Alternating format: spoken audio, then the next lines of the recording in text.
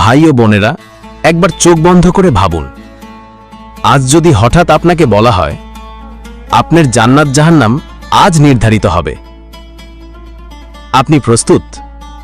আমরা প্রতিদিন ঘুম থেকে উঠি, খাই, ঘুরি, হাসি, কিন্তু কয়বার বলি আলহামদুলিল্লাহ? কয়বার নামাজ পড়ি সময় মতো? অথচ এই দুনিয়া শুধু পরীক্ষার স্থান। জানেন কি, একটি ফজরের নামাজ মিস করা মানে আপনি হয়তো হারিয়ে ফেললেন জান্নাতের একটি দরজা।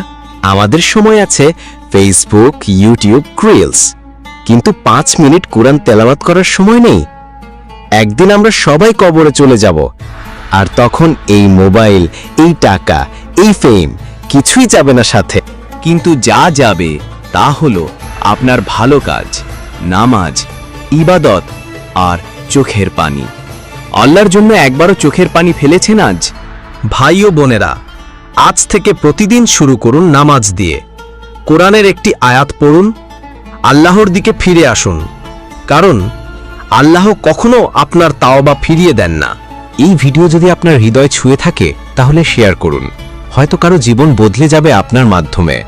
আল্লাহ আমাদের সবাইকে হিদায়াত দিন, আমিন।